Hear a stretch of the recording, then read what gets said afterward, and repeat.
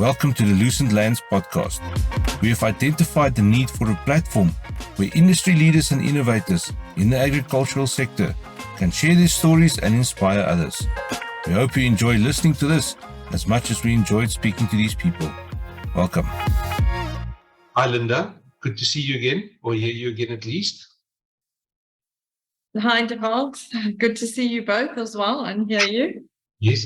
Hi, Linda. Nice to meet you, even though it's online and it would be far nicer in person, but online's better than nothing. Yes, true. It's, the last time we had a call like this, it was about some important things, but we can chat about that now. Thank you for making some time for us to come and chat to us. I know it's quite busy on your side as well. No, you're welcome. I mean, we're very happy to get the word out there about Zim and what we're all up to. So the pleasure is all ours. Okay. I think we can start with just tell us who you are and what you do and what the Horticultural Development Council of Zimbabwe is. Okay, sure. So we're a very new organization. We set up in 2020 only. Actually constituted in the January. And it came about through the Ministry of Agriculture here in Zimbabwe, who were very focused on, or sort of realized that horticulture was a key industry to Zimbabwe, especially because of the foreign currency earning potential of horticulture. And horticulture in Zim had always been a huge export earning for the country. So with that in mind, they had come up with a growth and recovery program that they were wanting to implement. But at the time, there was no body that they could communicate with the private sector through. And a number of policies had been passed through that were mainly individual based and didn't have the whole industry in mind when they went through. So while it was positive on the one side, it was negative on the other. You know how these things are. So through that, they tasked a number of the growers to come up with a board. So an interim board was formed in the January and we constituted, got ourselves organized. And unfortunately, COVID hit us in the March of that year. We all know what that year was like and the one after it. So the progress in setting up was a bit slow, but the main aim of HDC was, as a corporate body with the intention of becoming the apex organization to represent and promote export horticulture producers in Zim. So we are growers and exporters of horticulture that have come together basically to organize, revitalize, grow, and transform this industry to deliver what we were in the yesteryear glory years of horticulture, which was back in the 90s, where we were quite a major player in the export horticulture global arena.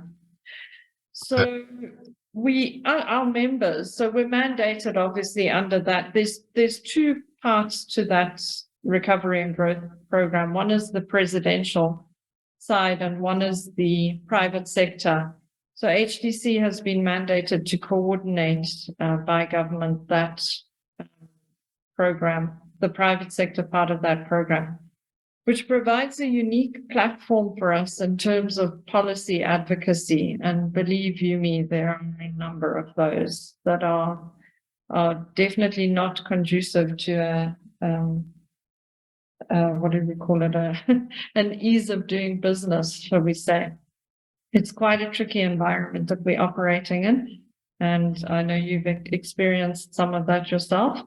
But let me talk about the members. So the members of HDC are associations that are formed. We have Avocado Growers Association, Berry Growers Association, Citrus Growers Association, export flowers, fresh produce, just to name a few, tea, coffee. We also have farmers' unions represented. And then we have members of the service industry, so inputs and service suppliers to the industry. are also our members. So basically those are our mandates from our members and then from government. Okay. So so on our board are the 5 top exporters from Zim and the farmers unions and then the trade membership. So we have quite a broad spectrum of representation on the board to capture the issues affecting the industry. And then in terms of our strategy, so the 3 key focus areas for us over the next 5 years is building an inclusive membership. So how do we bring in new exporters into the arena? But in order to do that, you need finance and investment into the sector. So that's a key area of focus. Zimbabwe has a very high risk profile, so that has been quite tricky. So it's mapping out what financing is available and then ensuring that our growers can measure and report or capture for whatever financing is available. And then the other key area that we look at is logistics, of course, route to market and how do we get there. And of course, Zimbabwe being, we like to say land linked rather than landlocked. It's a little bit more positive. But of course, we join South Africa in the ever frustrating port scenario. It affects us on a daily basis, and so does the road transportation. So we rely on South Africa, or we link to South Africa, especially with the Citrus Growers Association, which has an over 100-year history and has always been under South Africa. In fact, because our largest citrus growing area is in Beitbridge, and we often tease them that they're actually a province of South Africa and not Zimbabwe at all. Okay. Wow, that's incredible what you were saying. I mean, it's huge what you're doing and what you're setting up and all the role players that are involved. So I would imagine it's quite a challenging and also very exciting new initiative that you're putting together. How's it going? Well, yeah, thank goodness, as I said before, that we have a board of 10 because it's quite a challenge. We luckily, as I said, because of the recovery and growth plan that the Zimbabwe government has, it provides that platform for policy engagement at that level. And as soon as there's a policy that affects us, we can red flag it immediately and have a platform to dialogue on that. That is not to say that it's still as frustrating as ever when there's a policy that is causing immediate heartache and you're trying to lobby, against that or for that. So it's not without its challenges, but I would say in general, in the last 2 years, we've had significant pluses, positives. The environment in terms of being able to access finance for our growers, loans and that sort of thing is extremely challenging. And it's particularly for new growers that are trying to get into export horticulture. If you don't have a track record, if you don't have the CD1 forms, the export documentation that can prove that you're a reliable and steady exporter, it's nearly impossible to access finance. The other thing is also women and youth, looking at that sector and how are they able to access funding. A lot of that area, particularly the youth, a lot of them don't even have a birth certificate. So our industry in Zimbabwe is also becoming very informal. And I would say a lot of the biggest challenge for exporters, or the biggest competition, not only do we compete in the global market, but we also compete in country with an informal market that's ever growing, because let's face it, who wants the hassle of having to get an import permit and having to, tick 10 boxes before you even get your product out of Zimbabwe. And then when your product comes in, you're faced with a whole lot of other, we get 25% liquidated on on the money coming into the country if you're an exporter. We have a dual currency system. I think I would need about 5 hours to explain to you our monetary system, so I'll stay away from that. Yeah. But yeah, so not only, we all know what's happening with the currencies, the devaluations of the currencies, that's a 20% loss, and then 25% is liquidated at bank rates into local currency. But the problem is accessing imports in that local currency at that rate is not possible. Okay. So on top of all of that, how easy is it for people from South Africa or other countries to invest in Zimbabwe? Because we've been, like, in the last 2 years, Zimbabwe is just popping up everywhere with all sorts of interesting things. So yet with all this, there's still investment happening. But how easy is it for somebody from the outside to come and do that? To come in? You would have to have a local partner, and a lot of the investors that are coming into Zimbabwe do have local partners in terms of the production base, certainly. And a lot of them have a long history with Zimbabwe, so they understand the climate. We do also have a Zimbabwe Investment Development Authority, ZIDA, which is promoting investment into Zimbabwe and setting up special economic zones.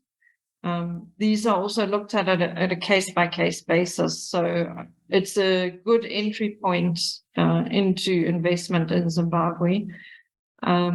And there are a number of incentives under those SEZs for foreign investment. So a lot of the challenges that I'm talking about are obviously domestic investment challenges as well. So I would say definitely you would have to partner with somebody locally who can manage the what can I say, the climate. Okay, interesting, because I saw a post on LinkedIn about one of these SEZ zones for citrus that Zimbabwe is actually encouraging people, and I'm just reading here on LinkedIn.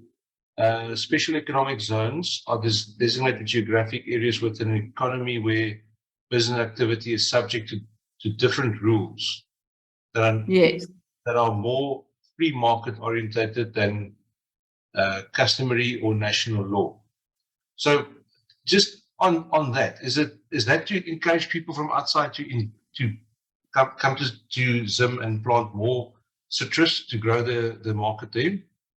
Yes, definitely. And how that works is, so if you're under an SEZ, everything that I've just spoken about falls away. You have 100% retention of your of your export earnings. Okay. So any new exporter into Zim has 100% liquidation. So they're not subjected to the 25% that I spoke about earlier. They also have a 5-year tax break on company taxes and reduced taxes in other areas as well. So how that will work is you would apply through ZIDA for a ZIDA license, it is annually at the moment, but I understand they've moved it to 3 years recently. And then they have a one-stop shop under them where all of your licenses and setting up of the business and that sort of thing is done through them, and they have that all in-house. And so it's a much easier process for foreign investment. Yeah. Are you guys involved? Is the HDC involved with those kind of things? Well, ZIDA is one of our key stakeholders. So we're not involved in, we are involved in terms of if any member of HDC has found a foreign investor who's wanting to come into Zimbabwe and needing to set up a company, et cetera, we would point them in that direction.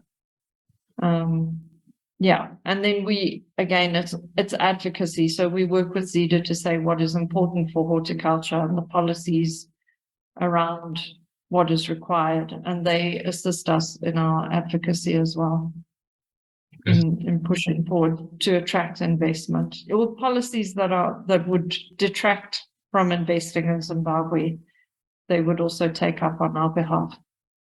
So for how long have these systems been in place, and how successful have they been? So actually, ZEDA formed the same year that HDC did. And I'm not sure how many SEZs they have, so I wouldn't want to put a number on it and be incorrect. But it's a government initiative, so it's also very in line with the growth targets and the strategy that we have as well. And a number of them have been quite successful. And we have a number of our HDC members that are SEZ zones as well, or are in the process of applying for that. Okay, so if let's say somebody's listening to this and they would like to do this, which industry, talking about horticulture, would you recommend them going into? Because I know that with you guys falling under or going through South Africa with the exports, especially on citrus and all that, the market is quite saturated already. Not saturated in Zimbabwe, but as a general. Which markets which commodities do you think people should invest in?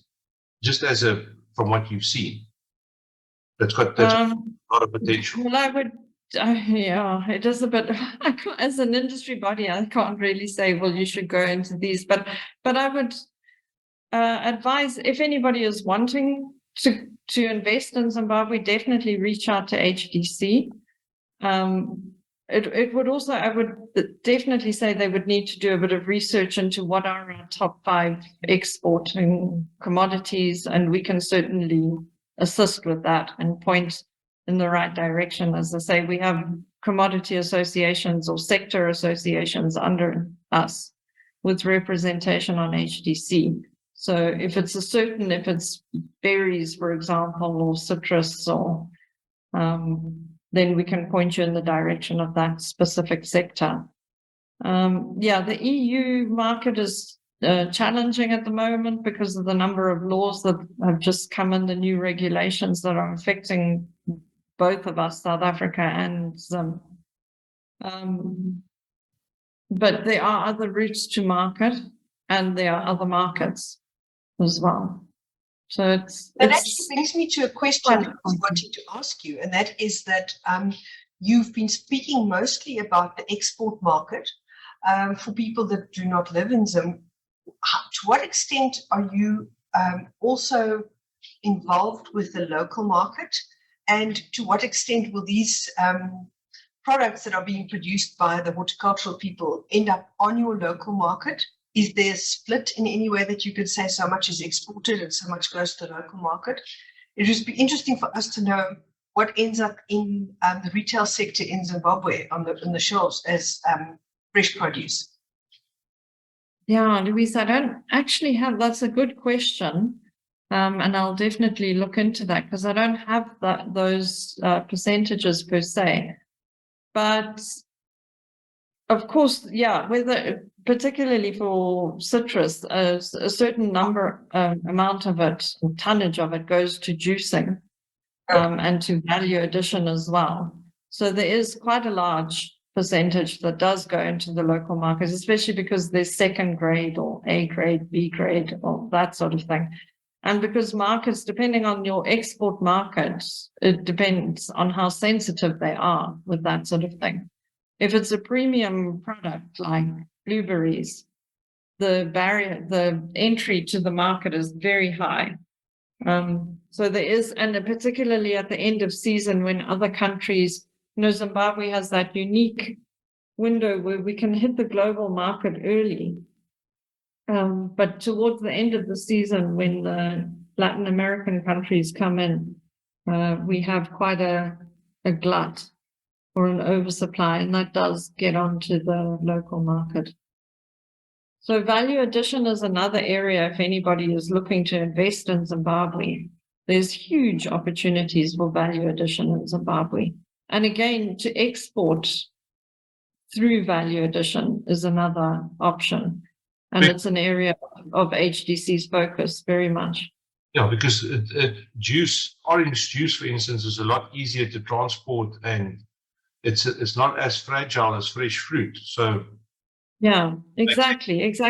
The other thing, we've just recently done a study on food loss and waste, and particularly post-harvest waste. Zimbabwe has a massive overproduction of tomatoes. So the potential to value add in tomatoes, tomato paste, which we recently came onto our radar that there's a global shortage of tomato paste. Oh, wow. And, we throw away tons of tomatoes. Again, I don't have the specific data, but we've got a workshop on that next week, where we will be giving data on what is wasted, and the figures are staggering. Just by walking around and seeing, as I spoke about the competition with the informal market that we have, and what I mean by that is farmers, when you're trying to, so this is the smallholder farmer in particular, who's wanting to go into export and is faced with all of these barriers to entry and, compliance and that sort of thing. We have massive competition with the grey route to export, particularly through Mozambique.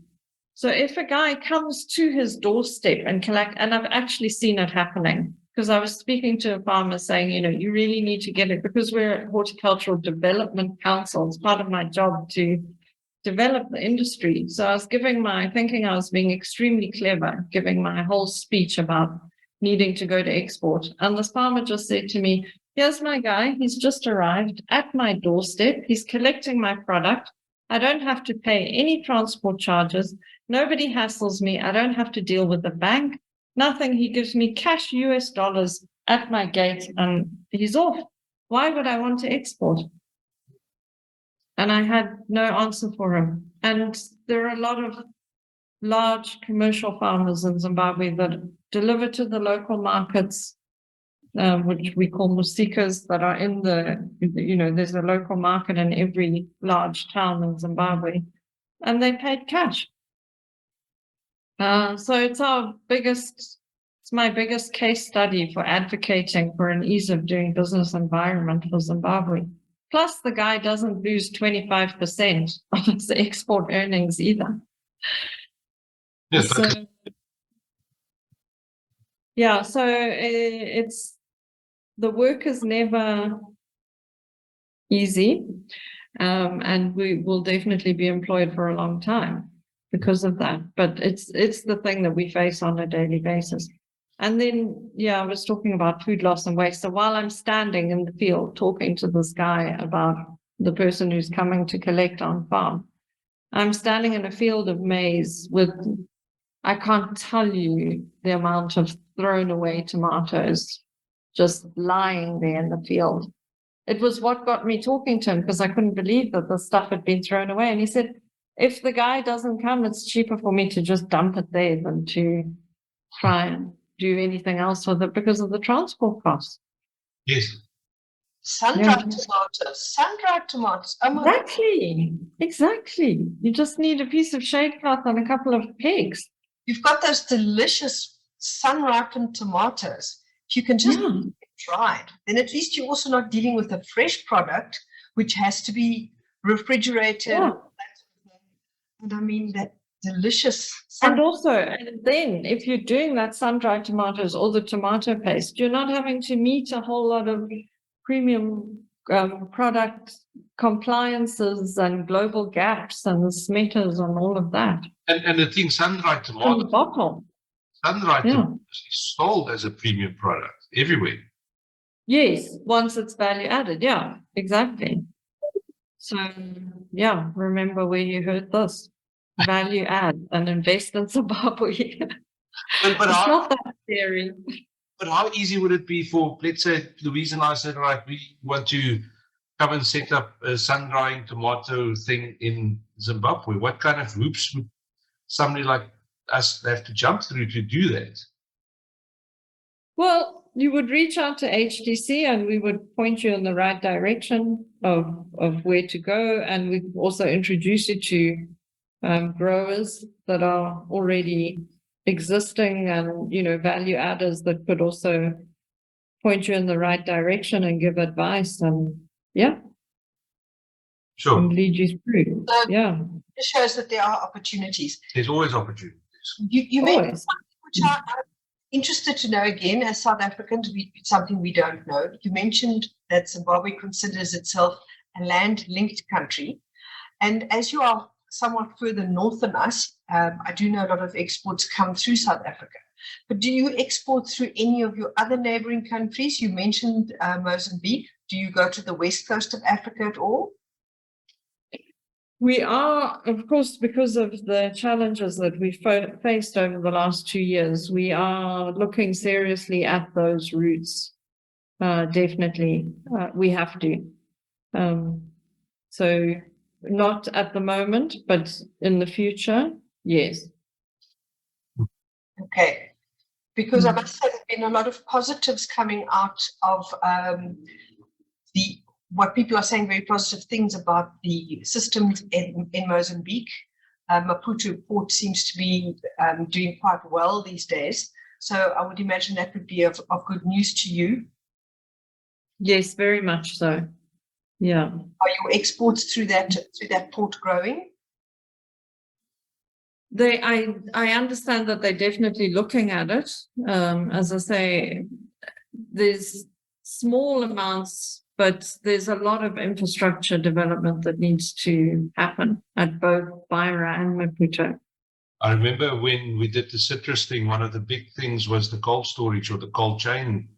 Yes. Yeah. There's a lot of infrastructure, both on road transportation and at the port, Colsteria port.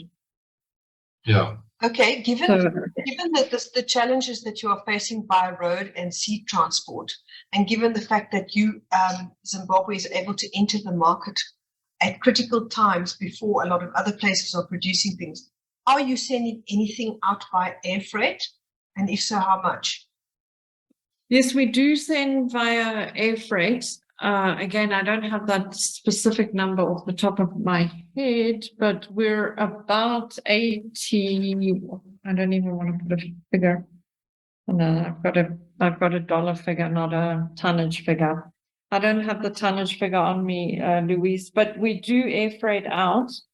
And we have faced challenges with our air freight as well, because our production has shrunk so much since the 1990s. That we have had a lot of cancellations on our air freight, and we just need to get our production back up so that we can have consistency of supply there. A lot of it has had to be rerouted by a road, or we've had to recharter flights. So it's another area of infrastructure that needs to be invested in also. But again, it's a chicken and egg, because you've got to get your production up, you've got to get consistency of supply through, because otherwise the flights are going to say, well, it makes no sense for us to land there. We're off to Kenya or wherever makes more sense. Does it look like there's potential for that to grow? Are people excited about the potential, and are they doing something about that? There is a lot of potential to grow, but as I say, again, it comes down to finance and investment. It's all about the producers, and the really high quality producers are in Zim and they are ready to scale up. But it's the access to finance that is the biggest barrier. And then, of course, comes the policies around that. But once you have the investment, you can then advocate for your policies.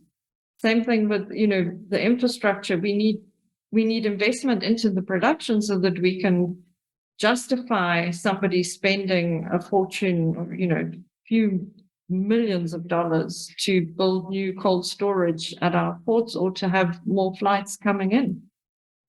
So it has to make sense to everybody. Sure.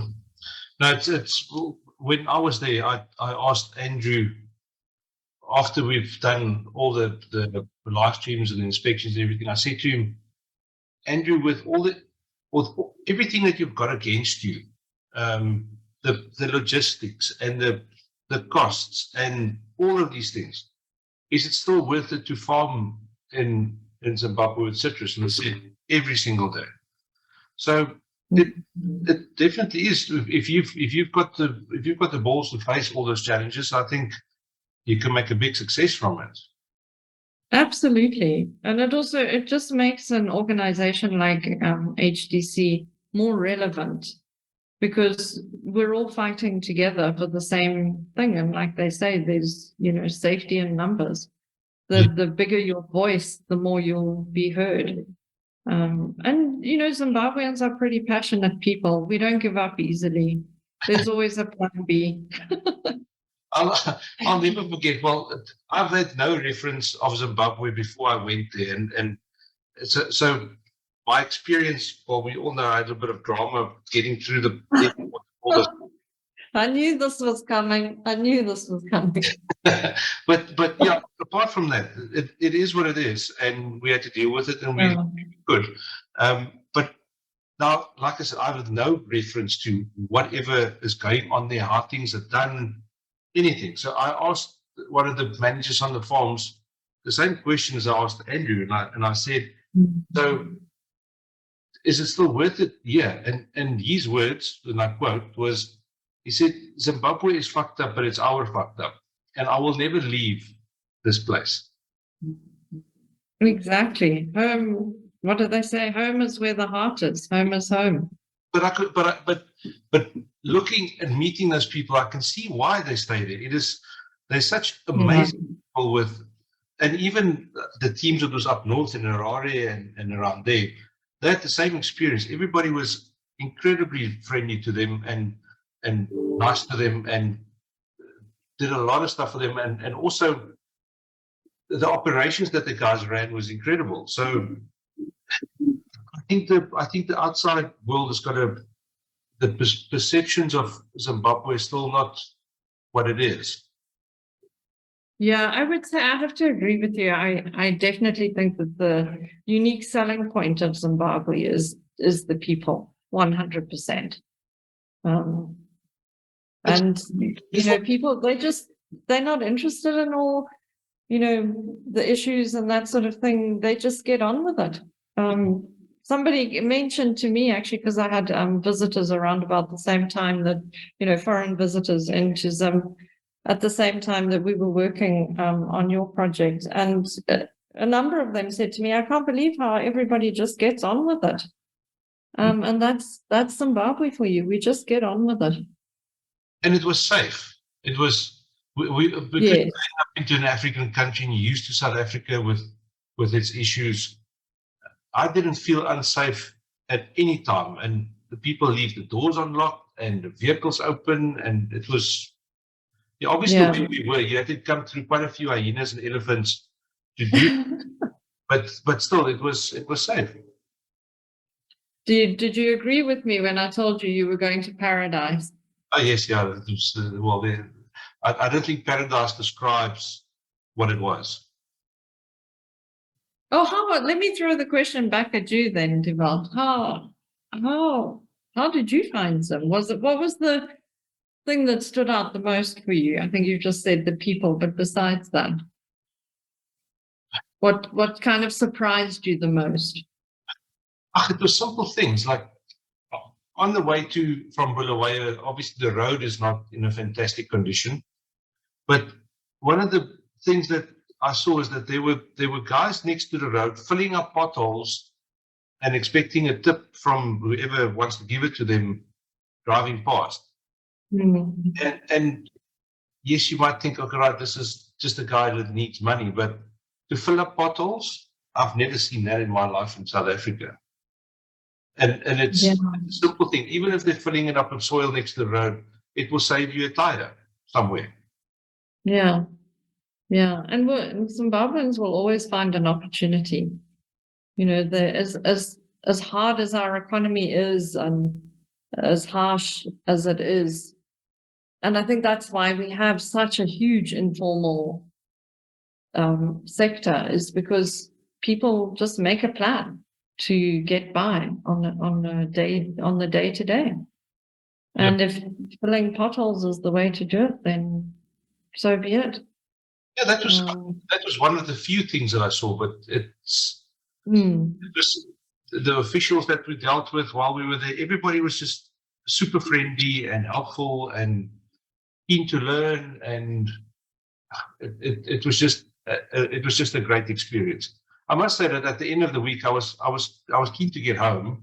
That going back to Bulawayo and the airport and all the paperwork and again, that wasn't fun. But again, it is. You handled it exceptionally well, I have to say. You were quite taken, Dewald, with the way that the farmers dispose of the excess oranges. I think maybe you should talk about that, but that is an experience you never forget. Yes, the elephants, and when we were in the States now, because they dump all the rotten citrus for the elephants during the season, it was. I've said it to every single person that I've shown those photos. I said, if you ever want to experience Africa, you need to make a plan to take yourself and your children to Nottingham Estate to go and experience that. Because you never anywhere else you're gonna see that you get to see on that farm. Exactly, it's very special. So Linda, a big question I have for you, and with everything, all our efforts that we do in our daily lives, you always tend to look forward towards the challenges that lie ahead for you. But if you stop now and you look back at what the Horticultural Development Council of Zimbabwe has achieved since you were established, it's a massive challenge that you guys faced to set this up. And I just wanted to know what you think about how you've done. How have you? What successes have you achieved? I mean, despite all the challenges you face and COVID, how's it gone? Well, yeah, like I say, generally it has been quite extraordinary, if I can say that. I don't think any of us realized quite the impact that we would have in such a small space of time. Our biggest hit, I would say, would be reducing, our exporters were on a 60-40 retention, so they could only retain 60% of their export earnings and they had to liquidate 40%. And as HDC, through our lobbying efforts, we managed to get that reduced to 25% in line with other commodities. So that was massive for us. And I think the impact that it's had on our farmers, that would be the biggest. We just keep pushing. Somebody asked me about the work that I do the other day, and I said it's intriguing, exciting, exhausting all at the same time. And it's a constant roller coaster. Every day is a roller coaster. So yeah, you've got to have a thick skin. Now, before we started, we had a quick stalk on your LinkedIn profile, and it says that you were the CEO for the Zimbabwean Association of Dairy Farmers for quite some time. Yes. That's quite interesting. Yeah. In a previous life. Yeah. So yeah, my career has always been around agriculture, whether it's been in the grain and seed side or the dairy side. So yeah, more also about building associations and industry support and advisory, that sort of thing. And member organizations, yeah. If we go away from the horticultural side, and what's the opportunities in Zimbabwe like for things like dairy farmers or seed production and things like that? I mean, Zimbabwe, the opportunities in Zim are there, and they're massive. We have the perfect climate, the perfect soils. etc., etc. I'm not saying it's easy by any means, but it is possible. And yeah, guys are doing it. So yeah, that's the testament to what the opportunities are, is that it's happening. It is with its challenges, and I think we're going into another challenging year, but we'll get through it.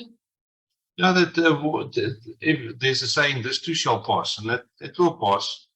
Might not be tomorrow, but it will pass. Yeah, exactly. Well, I think, that's the best way to look at it. And we push forward. And yeah, there's opportunities in all of those sectors. So again, as an outsider that does not know Zimbabwe, excuse me asking questions which might seem obvious to you, but they aren't to people. Yeah. We've known about political challenges that Zimbabwe has faced in the last 20 years and how these have affected productivity and production of agricultural goods throughout the country. Is the trend at the moment that agriculture production is expanding again? Is it kind of flat? What would be your general comment on that? I would say we're an agricultural based economy, so politics will always be focused towards agriculture and towards growing agriculture. I think what we're all trying to do is build a more inclusive agriculture and bring new players on. What Zimbabweans are lacking the most is the technical knowledge, and that's, again, it's a unique selling point of HDC, because the biggest thing we've managed to do is just institutionalize over 100 years of technical knowledge that we can then, if we're partnering with government, as I mentioned on that recovery and growth program, it's an opportunity to take advantage of that technical knowledge and build.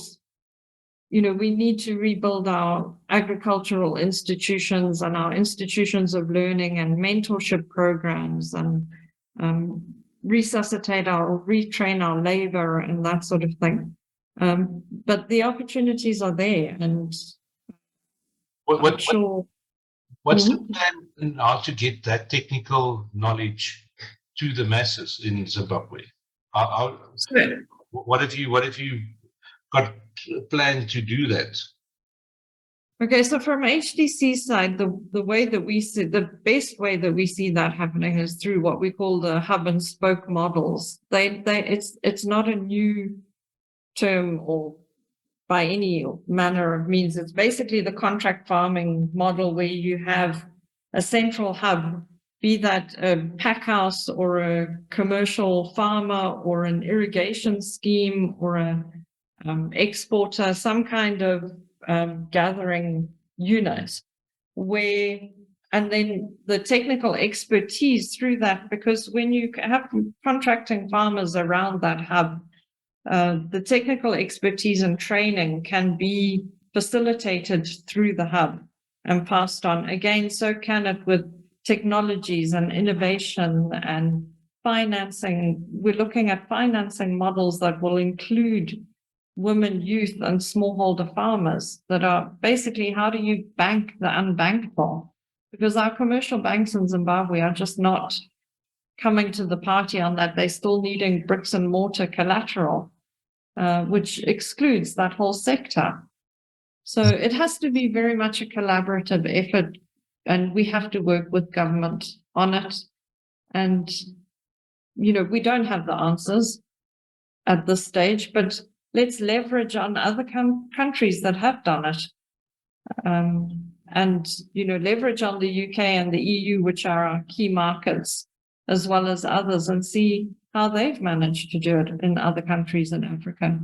We all believe it is possible. We just need to figure out how it would suit the Zimbabwe environment and what's possible within our environment.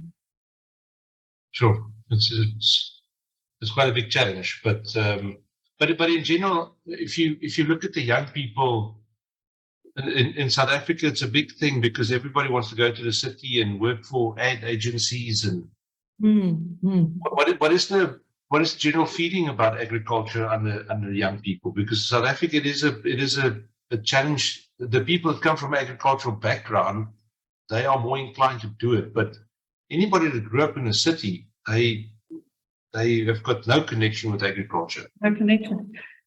But what we're saying is also, sure, like you correctly said, that somebody with an agricultural background, of course, would lean towards farming. But by de-risking that sector of the economy, there are other industries that they can go into around farming. So you don't necessarily have to be a farmer. We spoke about value addition earlier on. You know, what kind of jobs could be created on farm that is industry related or service provision or that sort of thing? You know, what are the other kinds of jobs that can be created through an increase in the production? I think that's a general, I wouldn't say an issue, but a general thing everywhere. Because if you say to anybody from the city, take them out of the deep south of Cape Town, it's people that still believe that milk comes from Woolworths. If you say to them, what comes to your mind if you say the word agriculture? They think it's this old woman sitting on his felt and smoking his pipe. They've got no idea that all the stuff around agriculture, everything connects back to agriculture somewhere. Even who would have thought that we would have been making a living, making photos and taking photos and making videos just in agriculture? Exactly.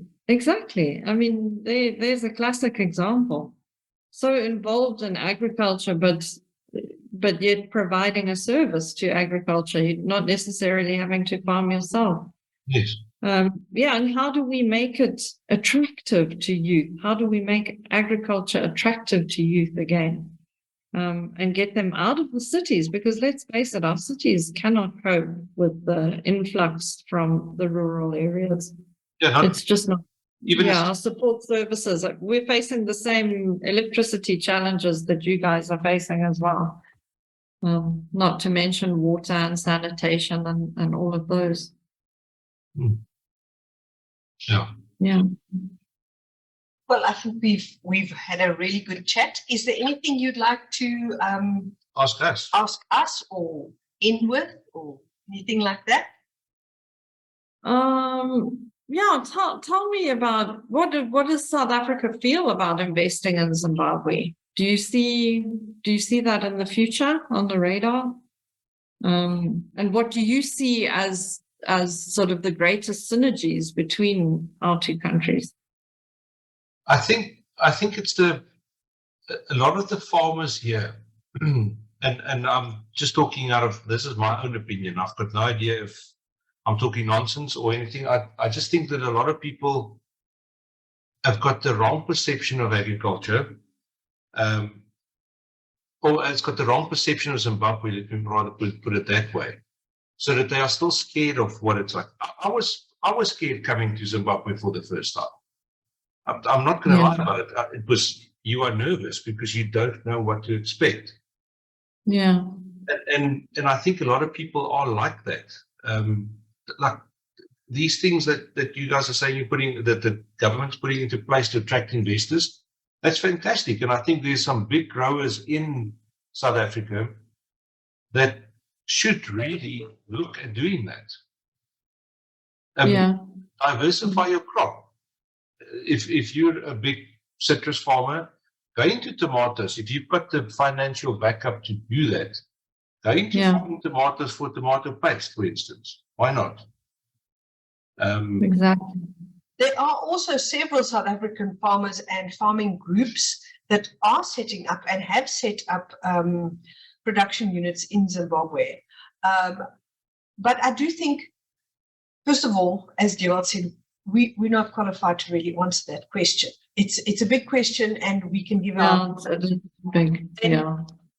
And I think one of the things is you must realize the environment that we live and operate in that our country has hundreds of thousands of Zimbabwean people that are here looking for work here. So it would be almost like a lot of people would immediately just think, why would you reverse that trend? Yeah, But they don't swimming up. they have maybe not looked into it, and they're maybe not aware of the opportunities that you're offering and the tax breaks that you're talking about. So it's one of those things whereby maybe they should just look twice. It's if everybody that I've spoken to, because I've got a lot of friends that is in agriculture, and we have a braai together on weekends and whatever, and also clients, and when we were in the States also, it's if you show people the scale of those orchards at Bishopstone and at Nottingham, their jaws, you can hear their jaws hit the ground. They did not, and then it's guys that's here that is they've got 10 hectares of citrus on the farm, and they're doing well with it. And I said, let me show you how citrus is farmed. And then you could just see the top of the head just go like that. And I think that is the big thing. They do not understand the scale of how things can be done over there. Exactly. It's possible. And I just feel the more of that investment, the more we'll be able to attract our Zimbabweans back to Zimbabwe. You know, it's because I know it's soul destroying for a number of them as well to be so apart from them, so far away from home. And so it wouldn't take, just that sort of investment. It wouldn't take long for people to naturally come home. I mean, let's face it, that we all want to be where we're comfortable. I'm not saying that they're not comfortable in South Africa. And of course, we're eternally grateful that South Africa has let so many people in during this tough time. But yeah, let's hope that we can get the investment environment back to where it should be and get everybody home. I know it will be. To put it bluntly, I think you asked the question and I've been mulling it over, and I think the answer is that there are a lot of negative, preconceived ideas about Zimbabwe in South Africa and potentially elsewhere in the world because of for whatever reason, the past. And whenever news teams go in, they always focus on one thing, and it's normally on the negative stuff. So the positive, you know what? Bad news spreads itself. Good news needs help. So I think get the good news about opportunities that are available in your country out further and get the news out. I think you might be surprised at the kind of responses. I mean, I'm still thinking about the sun-dried tomatoes, and I'm thinking fabulous to be able to get hold of Zimbabwean produced sun-dried tomatoes because they'll probably be delicious. And everybody's on the sustainability bandwagon at the moment. So it's a waste. And all it needs is sun. Yes.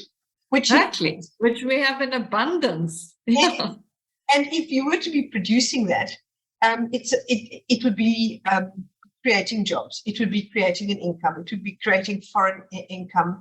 It would be putting something, fantastic product on the market, which is known. You don't even have to explain to people about sun-dried tomatoes. Someone says sun-dried tomatoes, I say, yes, bring more. So there are a lot of people that probably feel the same way I do. And that's just one of the many things. Your country is so fertile and so beautiful and has so many hardworking people that if you can get that news out, and especially about the tax breaks, and especially about the fact that people like you and the Horticultural Development Council is wanting to bring investment, I think you'd be surprised at the response. But you have to get positive. Yeah, and I mean, there's not just organizations like HDC. I mean, we have a number of strong key stakeholders like Zimtrade, who are also in export promotions, that are also there to support investment coming in. And for sure. But thanks to both of you for giving us the opportunity to get the word about Zim over in a positive way. And also for looking at the positives of Zimbabwe, particularly to you, Demark, after your experience as well, to continue seeing the positives. It's great.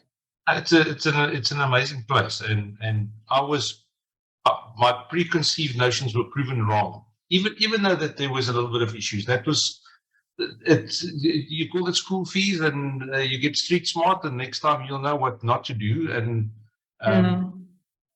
But it's if anybody that I've told about Zimbabwe, they've just been that they couldn't believe what I told them, and I saw like a really tiny bit of What's out here? Yeah, exactly. Yeah, it is an amazing place. We've got a bit of starting a bit of a tradition on this thing that we asked the previous people that we interviewed, and we also asked you afterwards a question for the next interviewer or the next guest. So the previous guys, their question was, what do you see as the next big thing in agriculture? And it can be for Zimbabwe, or it can just be in general, or what do you see as the next big thing? It could possibly be. What a question. Okay, so you're not letting me get off lightly here. I mean, well, so because I'm so export focused, I would have to say, massive increase in production in Zimbabwean export. And I would have to say, yeah, watch this space, because it's definitely going to happen. So I would say Zimbabwe. Fantastic. Oh, that's a good answer. Yeah. That's excellent. It's very encouraging and exciting. And if you say watch the space, we certainly will. And I think lots of other people will too. Thank you so much. And again, thanks for the opportunity to talk about something that I feel particularly passionate about. I think this is the first one of a couple that we're going to do. And judging by the feedback that everybody that we've told about this, what we are setting up, everybody's excited. So we don't just want to focus on South African people. Yes, obviously they're the closest, and we can have this in a boardroom somewhere. But I think we need to get stories from outside in as well. Yeah, fantastic. Well, I look forward to welcoming you both back to Zimbabwe. Yeah, we hope so. Or, who knows? We'll take you up on that one. Thanks so much. Linda, just hang on 1 second. I think let's just say goodbye, and then where we're going to cut it for the thing. And we really appreciate your time, and thank you for everything that you're doing. And best of luck with the very exciting projects that you are tackling, and the initiatives that you're putting in place. And we really hope that they will bear fruit for you. Literally. Thank you so much, and thanks for giving us the space. Yeah. All the best. Well,